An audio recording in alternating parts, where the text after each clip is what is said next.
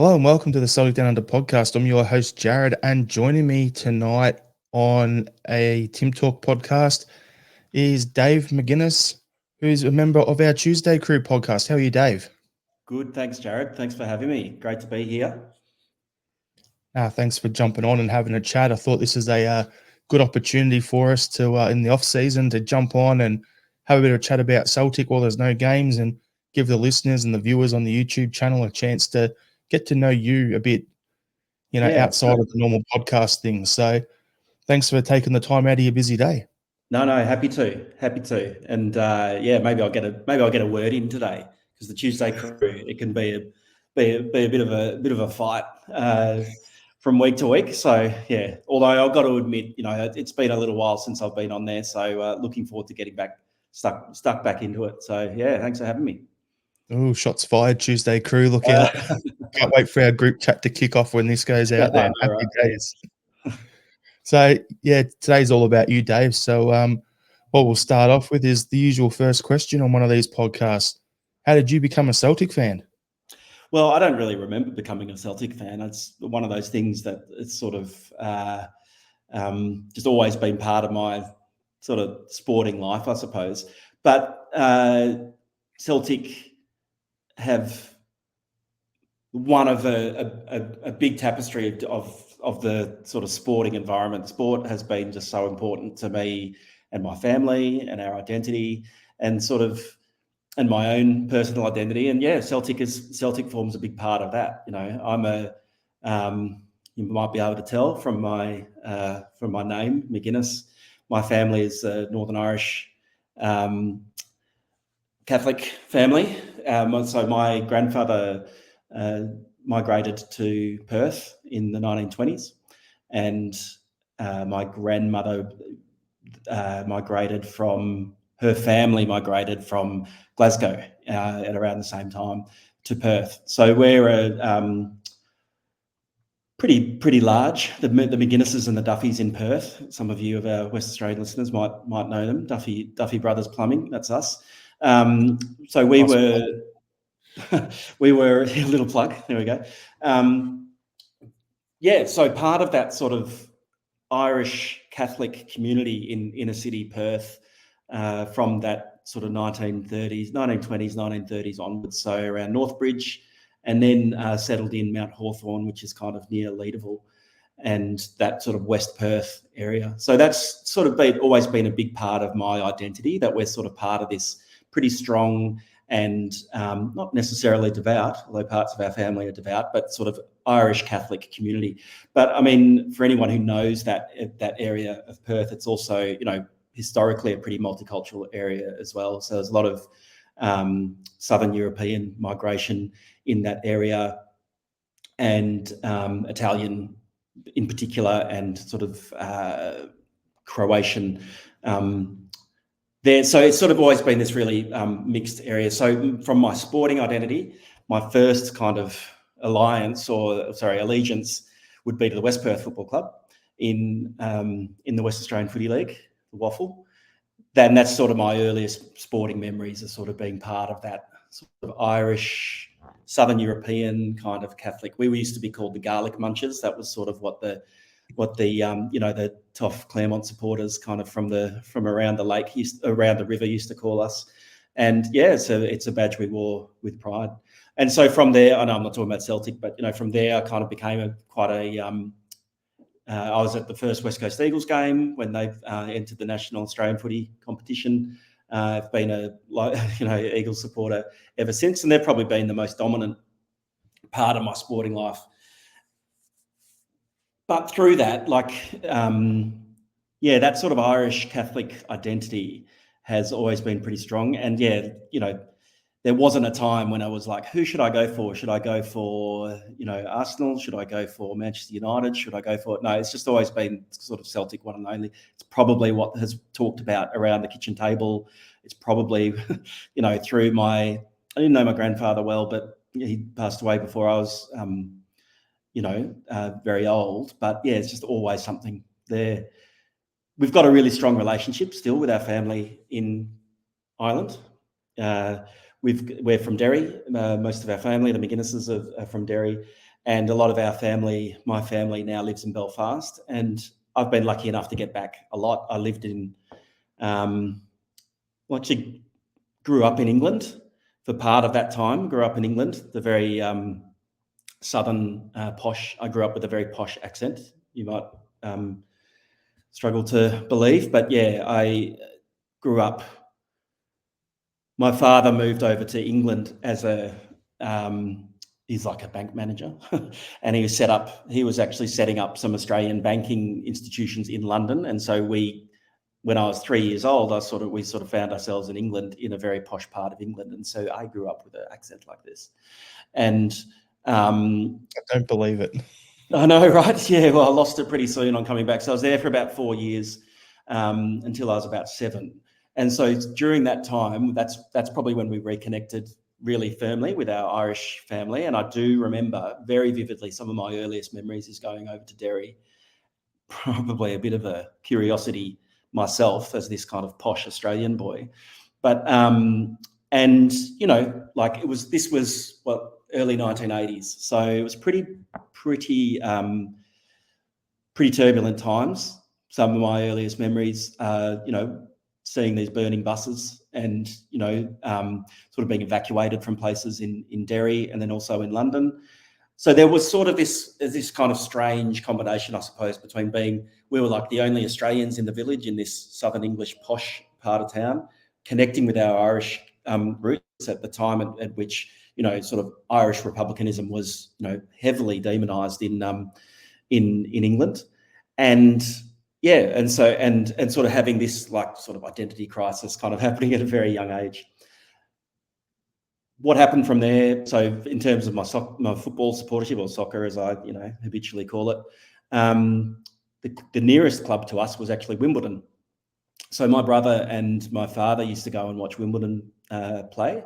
It's probably when they were a few divisions down, and it was at about this time they went on that incredible run and ended up winning the FA Cup, and then ended up in what became the Premier League. You know, so they were sort of the first club to go all the way up. So I've always had a pretty soft spot for Wimbledon. Obviously, if anyone's followed that club, you know, they had the... Is that the Crazy Gang? Sorry? Is that the Crazy Gang you're talking about there? Crazy Gang, yeah. Vinnie Jones and yeah.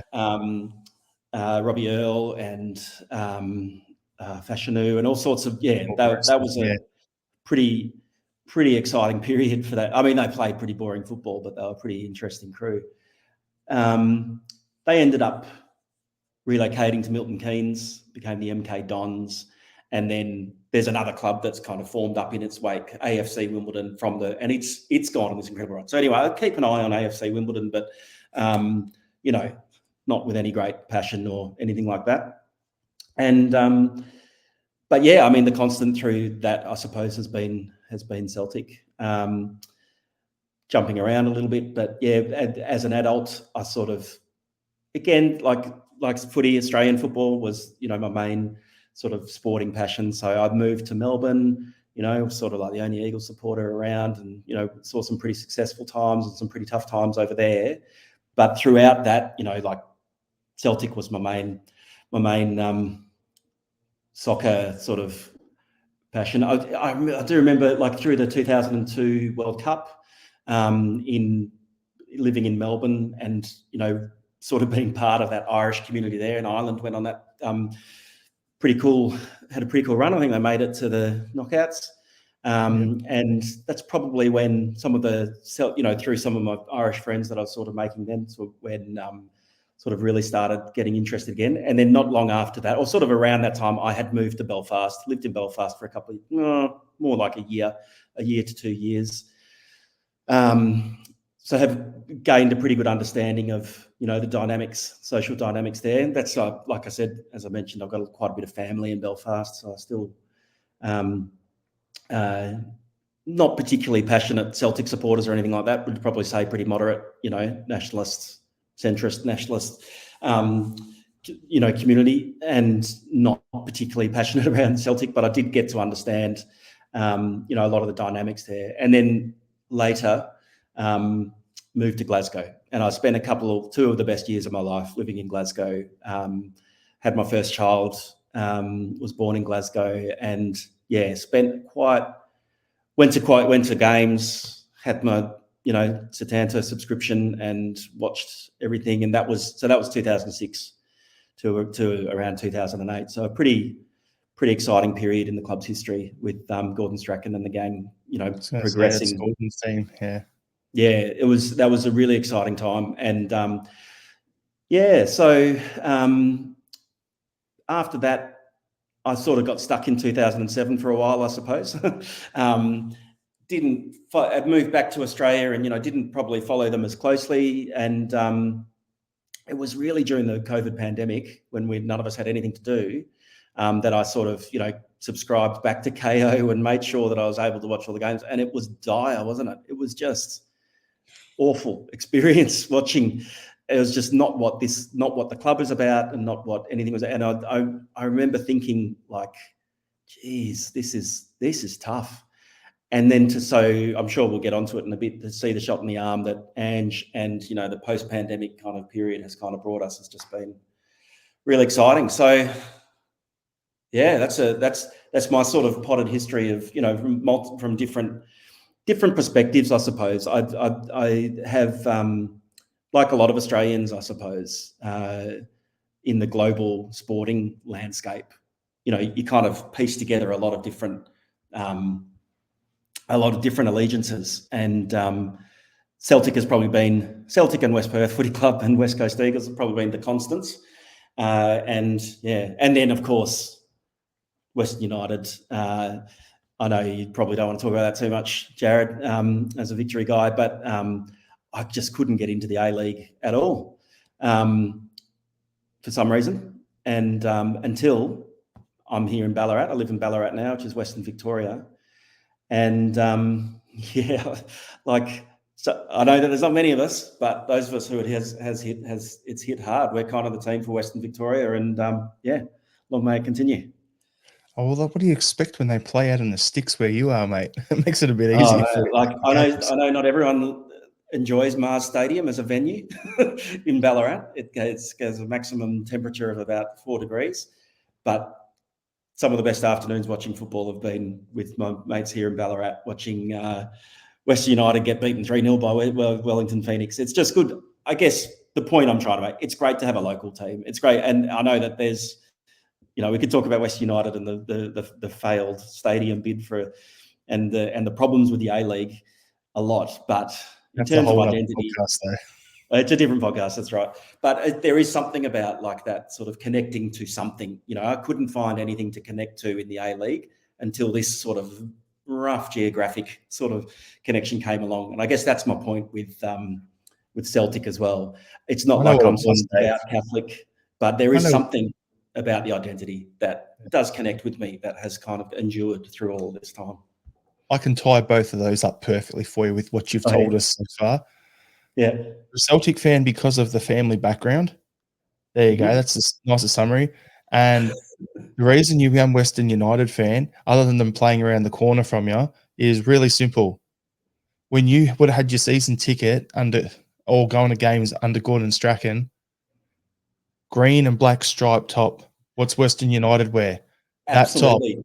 Yeah. There's your tie-in to Celtic. There you go. Dead right. That was kind of the clincher, because I do get about in my 2006 era black and green stripes.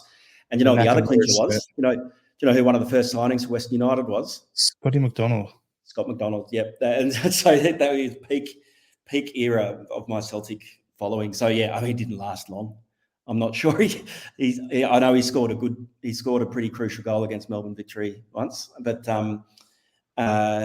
yes, you're dead right. That's what sealed it. There you go. I figured it out. There we go. So you mentioned Ange before. So we'll just talk about it. So at Celtic, we've recently had a change of manager. So Ange has moved on, gone to Tottenham, and Brendan Rodgers has returned to the club. So first of all, as an Australian, I want to get your point of view. How do you look back on Ange's time at the club? With great fondness, as I think I said on a pod a little while ago, but I think he's given me my 2 best years as a Celtic supporter, even including the time when I was around. There's just something. I think maybe it was something like the flatness that came during that COVID period, and the sense of doom, when Rangers won that title by so long. So from a footballing point of view, I think he's brought back a lot of pride and a lot of character. That probably didn't go far, it probably didn't go. It didn't completely disappear or anything, but he was able to kind of tap into something that a lot of us kind of feel. So there is, like, from a sort of footballing identity, sort of position, I think he was the right person at the right time to bring that flair and footballing identity back. As an Australian, it's been fantastic. It's been good to kind of, not in a told you so kind of way, but like to prove people wrong. I think he's always been a pretty pioneering figure in Australian football, and that kind of sense we all remember. There's no point going over it, but the extent to which he was not embraced early on, and we can see that happening at Tottenham right now. Yep. I don't know. There was a level of vindication, I suppose, that kind of came from that, of like, actually we need to, not just as Celtic supporters, but probably as football supporters more broadly, like open our minds up to what is possible. And as an Australian, that felt good, that our contributions aren't just, on the margins, but can potentially be right at the centre. And so, in terms of him moving on to Tottenham, it is extremely disappointing. Would have loved to have seen him give it another go in Europe. But I'm also quite I feel vindicated in that point of view as well, like that it is, let's not kid ourselves about where we stand in the hierarchy of European football, that it's still, that there's still a rise to be had, and that he can continue to be a pioneer. So I look back on it with extreme fondness, little bit, just a tinge of disappointment that it didn't go for longer. And yeah, a sense of, I don't know, I feel more like secure in my position as an Australian football fan because of it. So, and I'm glad that it happened at my club, the club that I love.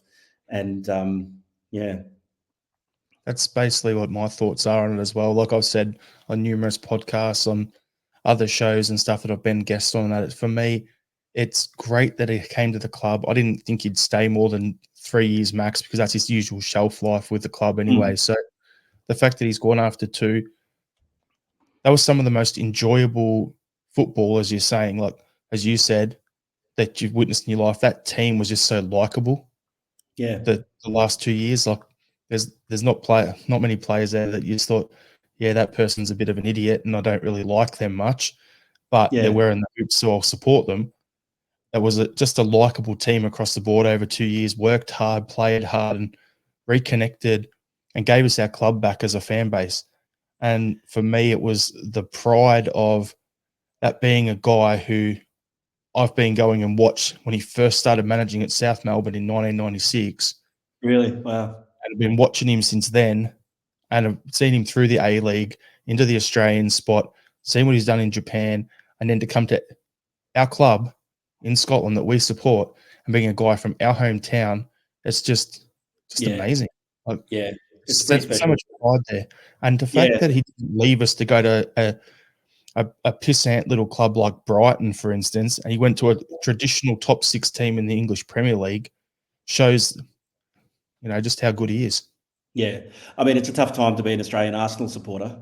But I think that the bits that gave me the most, I don't know, that I enjoyed the most, I suppose, because, read a fair bit of commentary on, Kerrydale Street and all of that. But the podcasts and whatever, but when people in Glasgow or Scotland or Ireland or wherever were saying, this guy gets us, and that there's something about his history and background and experience and his personality that means that they can understand that sort of similar experience of being part of an immigrant community, and to me, I just told you my story about, being part of the Irish community in Western Australia. It's hardly the most, being part of the Irish community in Western Australia is hardly the most marginal sort of position to be in, and it's very different from being in the Irish community in Glasgow in the 19th century. But I don't know, there was just something that I really appreciated and enjoyed about people in Scotland and Ireland kind of making that leap, that sort of imaginative leap between the very specific circumstances that Celtic has founded out of and has continued in, and then that sort of connection back to another form of colonial, histories. And as someone who's lived, I told you about, as a young posh boy, sort of trying to find my identity as an Australian in Britain, and having lived in Belfast and Glasgow and been back and forth quite a bit. And I think I'll go there in a moment, but there is a really patronising, there actually is, there is quite a patronising relationship between Britain, Ireland less so, but it's still there, and Australia, that we're actually not sort of central to a story, that we're actually, like a collection of cliches and stereotypes and whatever it might be. So I think Ange completely busted a lot of them and will continue to do so at Tottenham. But to have done it in a way that sort of actually tapped into something that people felt about themselves and their identities, rather than just football. I say rather than just football. Football is very important. I think is really, I don't know. I just found it really gratifying, and so for what it's worth, Ange, good luck. I hope he keeps carrying on and up and keeps proving people wrong on behalf of all of us. Yeah, and the other thing there, what you're touching on there, is for the guys in the UK who don't really know Australian football coverage. Growing up, there was a guy, big pioneer in our sports media for football, Les Murray. Yeah. He used to refer to the game of soccer over here and football in Europe as the world game. And that's what bugged me when Ange was coming in, having won titles in Australia, won titles in Japan, won an Asian Cup.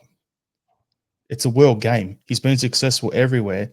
But people are like, oh, who's this guy? This Australian guy has been in Japan. What's he going to know? And he comes in and wins 5 trophies out of a potential 6 in 2 years at the club. That said it all. So it was just great to see that. And it's a world game. And that's, I think, not just for us, but as a support, as a club, we kind of realised that there's more to football than just Europe. And with Ange coming in and players like Kyogo and Hatate and Maeda and these sort of guys coming in as well, you're bringing in guys from Australia at the moment like Tilio. We're starting to look at it and not going, we have to recruit from England. We can get players from everywhere. Yeah, that's right. And to do that in a smart way, and but expanding Celtic supporters' notion of what is, it's really funny to see it happening in Tottenham again. I'm getting into stupid arguments with people on Twitter about, well, what's this guy ever achieved? And I can't help myself. I still get into these stupid arguments, but I think we're seeing it a little bit as well. The landscape is changing massively. And to see actually that with Jota going to Saudi Arabia now, there is a fair bit of commentary going on in Celtic, chat quarters, around like, oh, we would have liked him to go to a bigger league and go to a better place, and we think that, we're kind of comfortable with the notion of people moving on, particularly with a price tag like that, but we're comfortable with that notion, but that there's still an element which is like, oh, but it has to be to, a league that we approve of. And I guess I was kind of saying that a little bit just now around Ange. Then seeing some of the pictures coming back from, is it Al Ittihad supporters back onto Celtic chats, kind of actually showing the stadium and and kind of saying, actually, this is big. This is a big league and it's important here. Leaving behind, because again, it's a complete other podcast, but the sports washing of the Saudi, regime. I'm not by any means trying to endorse that, but I'm just saying, I don't know, there's something that has kind of expanded out like that for Celtic supporters now to say that Asian football is not valuable is not, it's not something that's as much a thing anymore. And, so Ange has kind of been a pioneer there as well. It's funny you say that though, Dave, because realistically, when you look at Asian football in general, they have it split into East Asia, West Asia. in terms of the Asian Champions League, and it's always tends to be the East Asian teams have the more depth in their leagues, like Japan, Korea, Australia, those sort of guys. They're like stronger teams with better quality of players, and everyone's always viewed the West Asian teams like the ones in Qatar and Dubai Saudi and and Saudi and all that as a bit of a retirement home. So they're going through a bit of a swing now where there's some money in there. They're bringing in younger players. They're bringing in better players. And you'll see more depth in that now. So if you watch the Asian Champions League, it's probably going to be a bit more even across both East and West. But whenever you got to the final knockout stages, it was always in a head-to-head, one-on-one battle. It was always an even split. But now looking at it, it's just football's changing.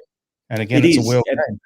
Yeah, and it's great that Australia is part of that. I think our shift into Asia has been such a critical factor in that. Again, there's debates about what that's done at the grassroots level and with the A-League and stuff like that. But I think, I love that you pointed out Les Murray there, and that actually the identity that we adopt as football fans or soccer fans here in Australia has to be a necessarily global identity. Whereas in places like Europe, it can be, it's global in terms of the money that's flowing in and the Blinkers are on half the time. But it's very actually sort of parochial in this strange kind of way, whereas we sort of have to be a bit more, global in our thinking. And it's a pity. I do wish that the Asian Champions League was a bit of a bigger deal here. We just don't have that sort of established traditions yet, I suppose, here in Australia. But I do think that's a real strong way forward in Australia. Anyway, it's a whole other thing. So we'll get back to subject. Yeah. What are you looking forward to most with Brendan Rodgers returning to the club? Look, it's exciting. I mean, I love it as well. He's let's not kid around. He's a top class manager. He's had his struggles in recent times in Leicester, and I don't keep my eye too closely on the English Premier League, to be honest, or Leicester in particular. But I love this. I love that we've been able to almost leverage the sentimental attachment. The attachment of a supporter, someone who's from Northern Ireland, and to get maximum value. I don't know. It feels a lot like, that there's some unfinished business, and that we're able to sort of upgrade. I don't, personally, like I said, I don't know the ins and outs of his sort of career in the Premier League. It doesn't feel like it's this big upgrade from Ange, but I'm just kind of impressed that this kind of idea of being a Celtic person can lead to this sort of professional sort of outcome. This actually is kind of quite high level outcome. It feels like some sort of marrying of that, what has always been a really good strength of our club, of the sentimental, or maybe it's ethnic, or maybe it's historical connections, but then translating that into a professional thing. And so the thing that I'm most interested to see, I suppose, is what's changed from, Brendan Rodgers obviously left for a reason, probably to get, the money down south. But, I wonder if he could see, the level of unprofessionalism that was happening at the board level, and the lack of strategy, and, that ended up, in the debacle that it did. And whether he's now coming back and saying gee, now I can actually get some good money, and I can actually be at the club that I love and work in that sort of professional environment. And I think it's, I was certainly not on any line of thinking around the rat or anything like that. I never quite understood the depth of feeling around that until actually I got on, started meeting a lot of you guys in the Celtic Down Under community, and sort of realizing the depth of passion there. I just sort of missed it, really. So I've never had any sort of hesitation there, or will he fit back in? I'm just kind of thinking gee, we've done well here. So really looking forward to it. The level of how the structures are going to sort of, gel between Ange's signings and Roger's tactics and so on, I'll leave that football chat to the Monday crew. Yeah, for me, with Rodgers coming back, I'll look at it and go, you've touched on the structure and behind the scenes and everything, and that's great that we've modernised the club under Ange while he was there. So that's great. Brendan's already commented on that's it's an improvement since he was there last time. So that's great to hear. For me, he was the best candidate we could have got with Ange moving on. So I will give credit where it's due on that. At the same time, I still don't trust the guy. He's got to win me over because, just from what happened last time, he's got a bit there to do. But I'll back the team. I'll support him. I know he's the best candidate we would have got, but for me, I just don't really trust the guy. Well, he talks a good game. Yeah, he's always been good with the media though. But it's just the saying. I was praised quite a bit where it was like, fool me once, shame on me, or you fool me twice, shame on me, sort of saying. So it's like I've been burnt once, so I'm just like, okay, come in, play some good quality football, win some trophies, win me over. You've got to wine and dine me now if you want, want me to give you a cuddle and support you and talk you up on the pod. That makes sense. Trust is pretty hard earned and easily lost. So I mean, I've seen that people are saying similar things about Ange, not nearly to the same extent. I mean, I totally get that point of view, and I think he seems to understand that as well. But yeah, he does talk a good game, like between him and Beale. It's going to be entertaining, to see the back and forth going on there. It's going to be interesting. Yeah, it'll be who's talking the most amount of shite. It's kind of, yeah. Whereas I think, like, not to get too sentimental about Ange, but I never felt like he was bullshitting anybody. I know that there's some people saying, he sold us the old sob story, the same one that he's doing to Tottenham, but I think he's just being himself. And I miss it already. That's just him telling his story and his philosophy and all this. So I'm sure we'll hear about his dad soon, and we'll hear about a bunch of other stuff. But that's just Ange. His story hasn't changed from his time. Well, imagine if the story did change, then it would be, the internet doesn't forget. Let's be honest. Yeah, but no, it's exciting. It's with a number of players leaving, and like there was a bit of a sense of, is this the Exodus kind of thing? I don't know. Kyogo signing up again, so it feels like a massive, a big thing. Let's look forward. Let's look forward to the season. Like it does feel, and I guess just that point around, like, it's kind of cool to have this sort of ongoing narrative around unfinished business. Like let's pick up where we left off, kind of thing. But having advanced here for 3 in a row. So the song was here for 10. Come on, let's go for it. Yeah, but it's exciting. I'm looking forward to it. Yeah, we'll jump a few of the other things out on the chat because we've already discussed them. So we'll skip ahead to the fun questions that I'll normally like to end the pod with. So that the 4 fun ones for you. So we'll start off with, who would be your all-time favourite Celtic player other than Henrik Larsson, and why? Oh, easy. You know who I'm going to say. I'm from the black and green era. Shunsuke Nakamura, he's just a brilliant figure of that period, And I said that I lived in Glasgow around that time. So one of my greatest moments that I had in Glasgow was, so I said that my son was born there. And so we went to I think it was the Glasgow Pram Centre. Some of the listeners might have been there. Huge pram shop. And I find myself in the line next to Shunsuke Nakamura. He's buying a much more expensive model of pram than I was. And I just kind of gave him a bit of a price of prams these days, sort of look, and he gave me a bit of a shake of the head and so I've always felt like sort of connected to him. But he was we talk about that sort of opening up, that Ange opened up Japan and all that kind of stuff. Well, actually, no, it had happened already, and that that I don't know, just the sort of the princely kind of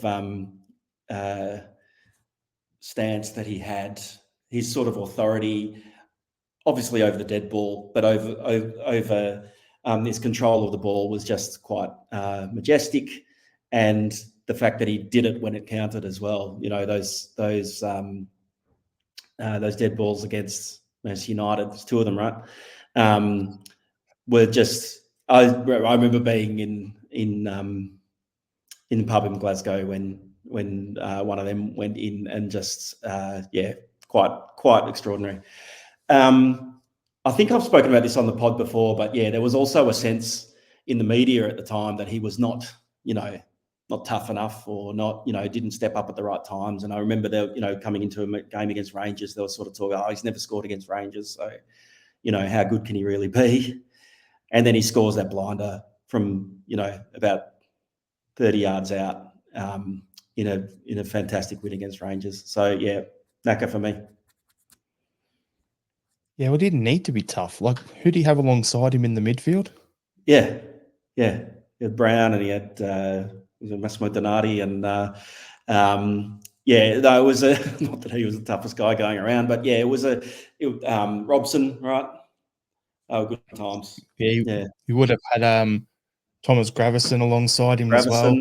Yep. That was who I was thinking. I'm like, you would have had maybe Keane or definitely Gravison. I knew that. I'm like, you got a few nutters alongside you. You're all good. Yeah. No, Lennon would have still been playing as well. So yeah. You would have had good coverage. He doesn't need to be out there sticking studs in people's shins. He was the aristocratic kind of get the job done. And Nakamura for me. I look at Naka and go, the way he was with that team, where he didn't need to be the one out there, just like, just leaving the boot in, was the same way Rogic was when he had Rooney playing behind him. Like in Rodgers' first stint, like he didn't need to do that. It wasn't his requirement. So it's kind of like that's the same sort of setup there. But yeah, Nakamura, quality. Well, yeah, the criticism that Kyogo seems to get from all he does is score from 2 meters out, and go, well, that's what he's there for, like we're criticizing people for doing their jobs, and it's always a bit a bit of desperation to kind of criticize people for jobs they're not supposed to be doing. So, yep. Who would your all-time top 5 players that you've seen play for Celtic be in your lifetime? Well, I've got Naka on the list there, obviously. 5. Just rattle them off. I think the current crop is definitely up there. Who would be? Well, I don't want to get too sort of one-dimensional and predictable, but I'd love to see Kyogo play. I'd love to actually watch the way that he gets into the positions that he does. And I think with him signing on now, he could become a legend of the club. So I will put Kyogo in there. Georges Giakoumakis. I love that guy. Who am I thinking? Shit. Sorry. Not Giakoumakis. We'll come back to that. Samaras. God, I got my Greek Georges mixed up. George Samaras. God, that's how much I love him. I couldn't remember his name. No. Samaras was just a great character, wasn't he? Like sort of loping around as if he was the most hard done by guy in Scotland. And drive me insane watching him play. Yeah. Because you see him in the Champions League and you'd be like, it's got so much energy about him and the effort he's putting in. Then you'd see him back on the league on the weekend and he's just like, looks like he's playing in slow-mo. And sometimes he was running and you look at it and go, there's a snail could probably move quicker. And it's just and he's the ball, like his hands are out calling for it. I'm like, dude, there was 3 guys around you. How are they going to get you the ball? Yeah, he was one of those enigmatic, mercurial, but he scored. Like we'll give him that. And so he. Do you remember that game? You must have been there when Celtic came and played Melbourne Victory. Oh yeah, I was there. and pouring rain. It was a miserable night, but he was like the main attraction, like I think he was Yeah, captain of because Celtic for the night. his dad was born in Melbourne. Yeah, because he's got that sort of that Melbourne connection. So again, like this sort of the repetition of the Greek, sort of influence, the Japanese influence, and so on. But I remember that was a lovely moment, that sort of celebration of a career that was George Samaras that night. Giakoumakis, not so much. I think he was fine, but yeah, I apologise for mixing those two up before. And I, just while I'm thinking about big hulking forwards from that era, Jan Vennegoor of Hesselink was a great character as well, just for the name, if nothing else. But he scored some pretty crucial goals. Can you imagine buying a shirt with his name on it? How many extra letters to pay for? Yeah, it was. It sort of It's like a went big all the way curve. there. Yeah. And then, I guess to round out the sort of Australian perspective, it was great having Viduka as such a great figure at the club. And, sort of before he went on to become the great figure that he is in Australian football, but also in English football as well, I think. And he's one of these figures that gets better the longer since he's retired, like the memory of him sort of playing for Australia and the role that he played in that World Cup in 2006 was fantastic. And to think that he had come from Celtic there. So, but I wasn't really following a great deal when he was there. So then, of course, Scott McDonald was fantastic, just scored and scored and scored. I wish he had have ever done it for Australia or, more frequently for Western United. And Tom Rogic, I mean, what a player. The way that you described it there was very good. He could, when he had the ability or the license to kind of focus on his game and the brilliant stuff that he could then do, then there's not many better players to watch. I look at Rogic like he's the luxury car in like a paddock full of panel beaters and like what's it called? Not panel beaters, paddock bombs. To say you're out in the country and there's like a Mercedes and it's surrounded by a bunch of old Datsuns and Tiranas and stuff like that. That's what Rogic was like. If you just let him play his game. Well, I see that Canberra are going to be entering the A-League in a couple of years, and gee, wouldn't it be good to see Rogic come back and just sort of blitz the A-League for a couple of years in his hometown as the so live in hope. Don't know if that'll happen because Rogic being of a certain background, he might just do a Viduka type and just be like suddenly just disappear into retirement and not tell anyone. Yeah, that's what wouldn't mind. He'd probably do that. Well, I hope we see him back. It's all still, you may know more than others, but it's all still pretty shrouded in mystery, the Rogic situation, which I just think makes it all the more interesting. Yep. What's some of your most memorable games that you've seen Celtic play, and what's so memorable about them to you? I'm sort of thinking through it, like the. I'll give you some thinking time, and I can answer. Were you there when they played in Melbourne? Sorry, or in Sydney? Did you go to the games up in Sydney last year? I didn't. I bought tickets, but I just couldn't make it work in the end. And I tried to flog them off, or tried to pretend that I had COVID, and they were having none of it. So I ended up paying, but I didn't end up going. Fair enough. Yeah, I was thinking that was a good one for me, getting to see like Kyogo and Jota and those sort of guys playing. So that was great. And seeing the boys play live for the first time in the flesh when they played Victory down here was great too. Yeah, I'd put the game against Melbourne Victory up there, because it was sort of it was an unexpected sort of, it was like we said, it was a terrible night, and the crowd was pretty poor. I think for whatever reason, who knows? But that was, a moment of kind of connection to all of those stories that I was kind of telling before, and sort of, so that was a memorable night. Scott Brown scored the winner, I think. Cup finals, the cup final. No, I think I've spoken about this on the pod already, but the semi-final last year of the League Cup, I think it was against St Johnstone, am I right? And when James Forrest scored, and it was on this not long after the 67th minute, it was a struggle, and it was the big tifo went up and the pyro display at the 67th minute around Bertie Old, who had just passed away, and that song, they were singing, the 67, Celtic song, yeah. in the heat of Lisbon. Yeah. Incredible. And to see the lift that gave, like, I think I've told this story before on the pod, but like I was sitting with my daughter, who's fast becoming a Celtic supporter, and she was not really paying attention. But then this kind of song came up from the crowd with this pyro, and she's like, "What is happening? Like, what's going on?" I was like, "This is Celtic, this is how it goes." And then, of all people, James Forrest scores, and put them into the final, which then, that was the first trophy that Ange won. And that was that heroic performance by Kyogo, where he scored those two. Incredible. Was it two at least? Two. He chipped them. On one leg.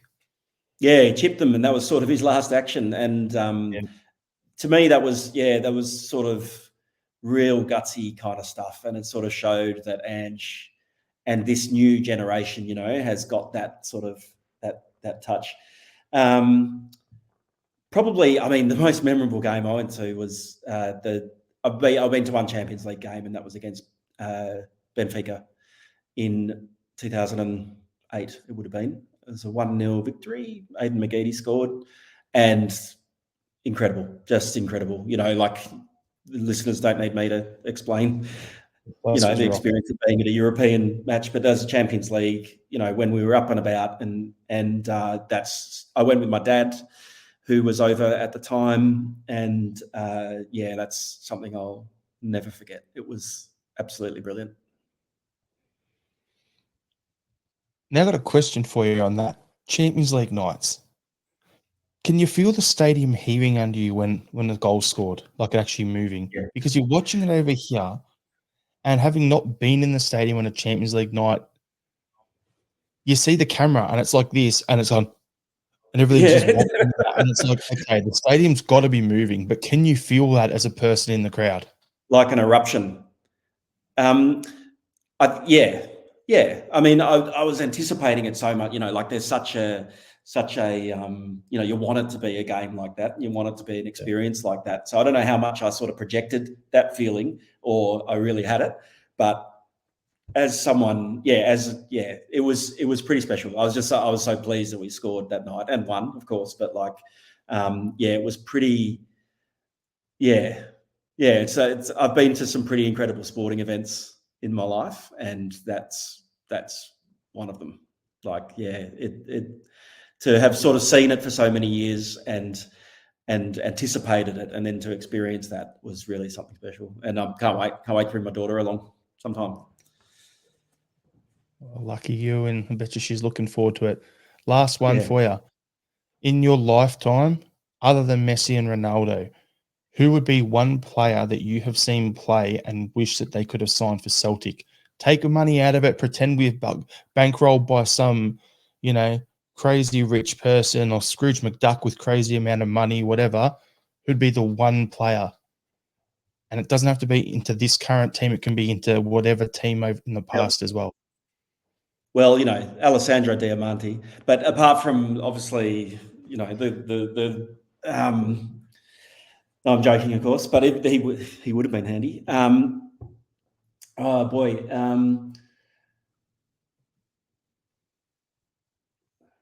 For those who don't know, Diamante has a bunch of shit sticker tattoos all over his arms. Shocking. Good. I was hoping we'd get some of that going. I mean, Zidane is just so imperious, like, he was just such a presence. And I guess maybe it's a little bit sort of,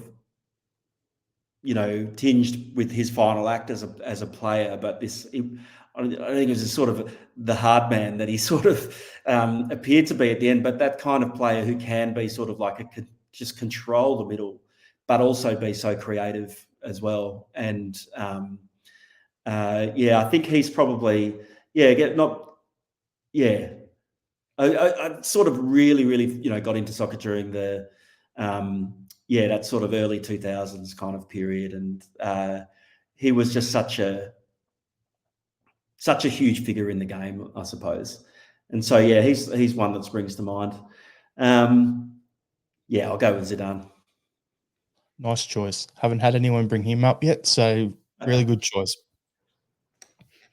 All right, Dave, thanks for jumping on and having a chat with me, and it's great for the listeners to get to know you a bit better. Those of you, jump on the social medias on the bottom of the screen. You can find us on Instagram and Twitter at Celtic Down, Facebook, Celtic Down Under. Look for the kangaroo. We've got a page and a group on there. YouTube.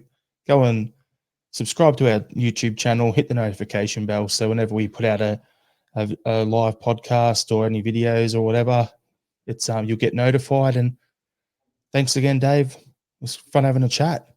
Nice one. Thanks, Jarrod. Yeah, it was.